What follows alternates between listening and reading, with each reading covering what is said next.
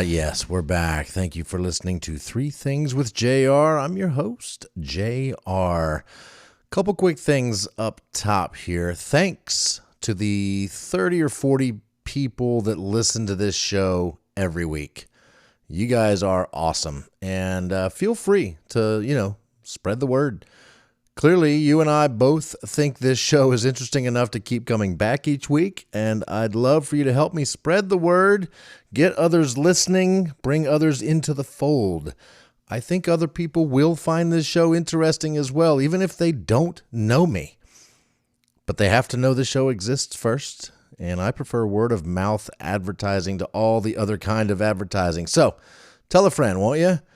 Also, I am always looking for interesting people to interview on this show. If you have some things you want to say to the world or to at least 30 or 40 people, let's do it. Hit me up. You can send me a message on Facebook Messenger. You can call me or text me if you happen to have my digits, or just go to anchor.fm/3thingswithjr and send me a message there that you'd like to be on the show. So there you go.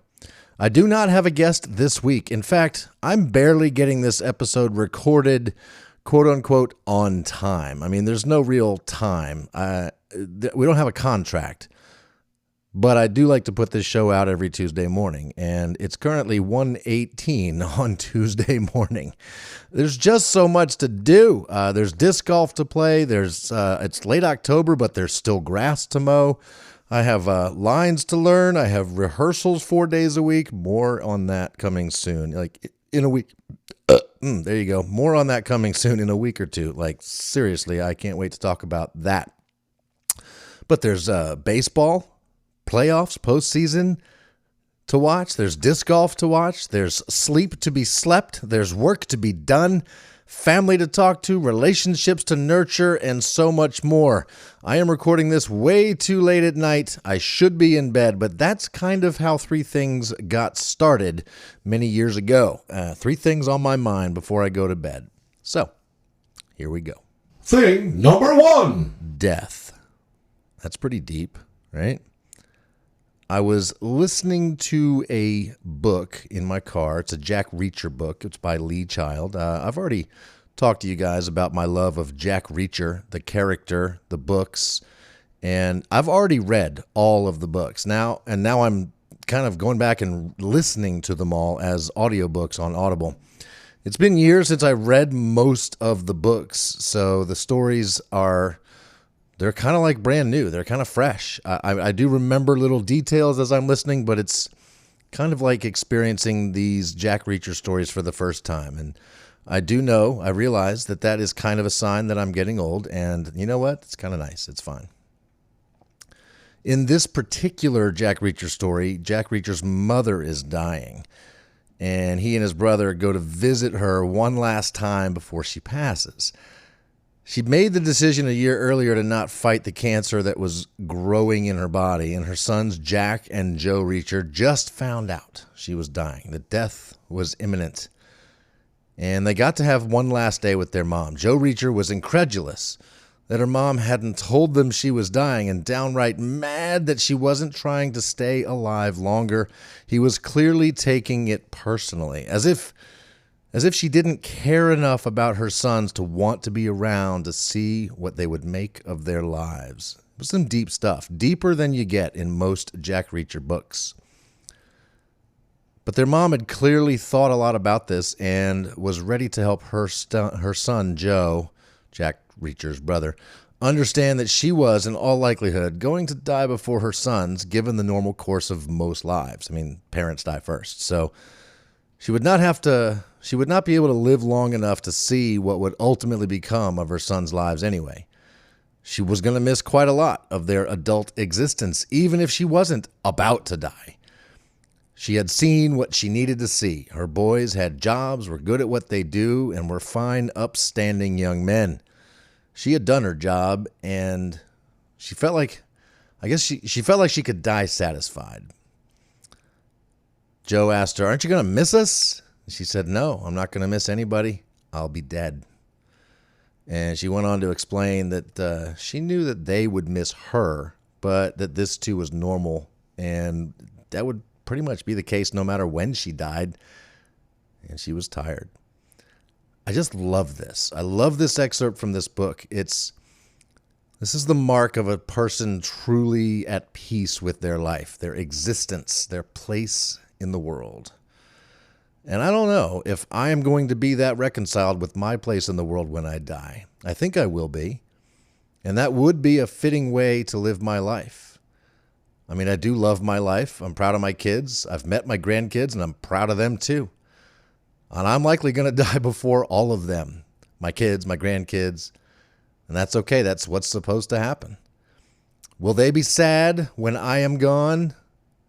I mean, I hope so. But I think I've done my job. I've raised 2 wonderful kids, and I could die tomorrow knowing that I had done a good job. And all the stuff I'm doing with my life now that my kids are grown, it all brings me tons of joy, and hopefully some of it brings joy to other people as well. I feel like I've left a pretty positive mark on the world, and I hope that the music I've helped create makes people feel stronger. I hope the jokes I've told have made some people smile, and I think I've been a pretty good listener to those in need of compassion. Now, I do not have any plans to die anytime real soon, but I'm not likely to outlive my kids, much less my grandkids, and I'm good with that. We'll be back in a minute with 2 more things. Wake up, wake up, wake up. There's no time for play.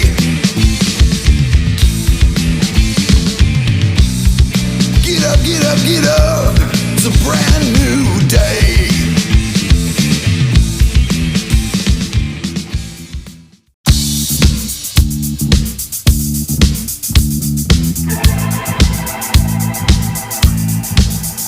Thing number 2. Woke up this morning.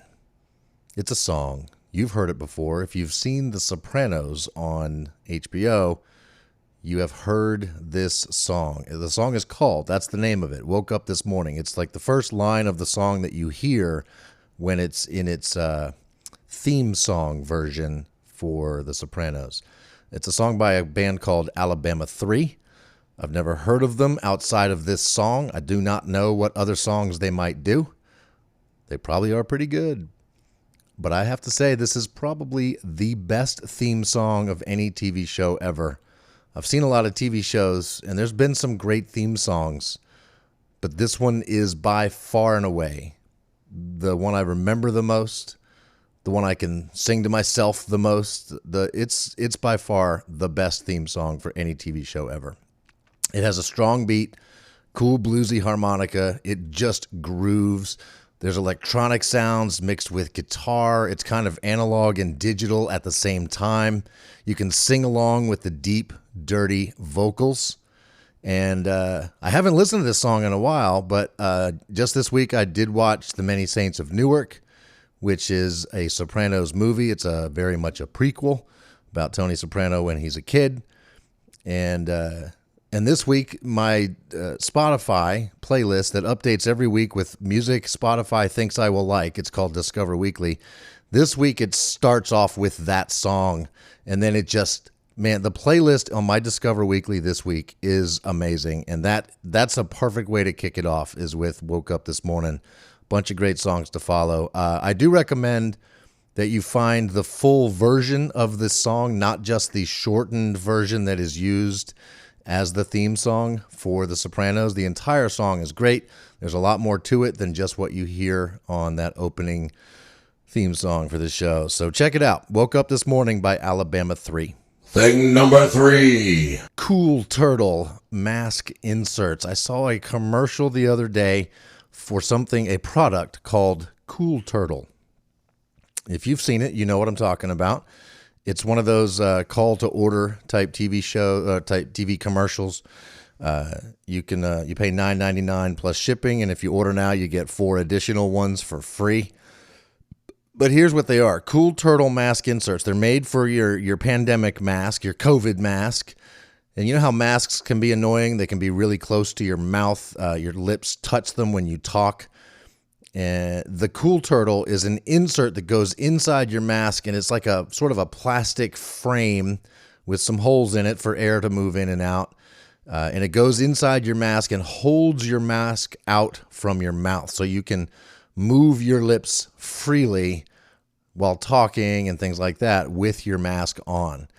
And in the commercial, they show people wearing them and talking to the camera about how wonderful and comfortable they are.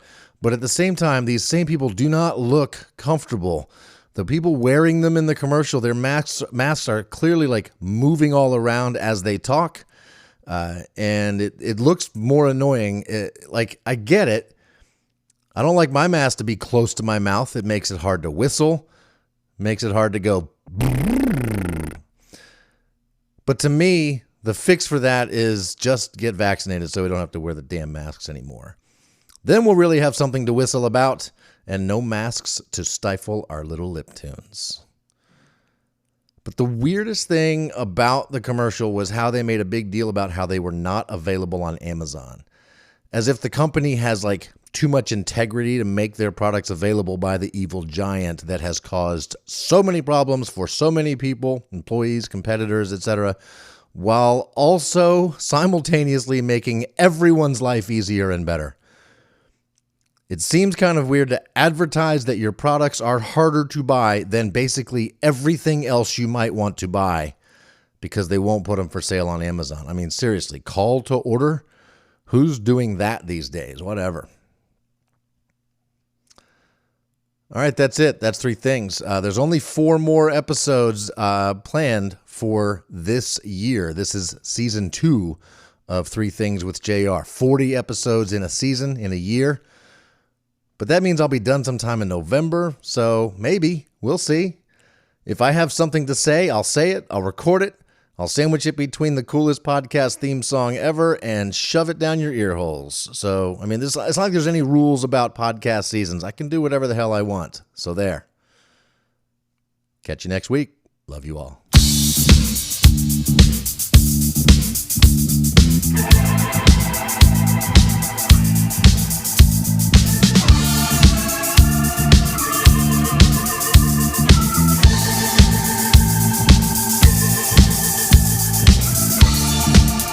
Strikes a spark begets a flame grows a fire, each blood in the vein. Match strikes a spark begets a flame.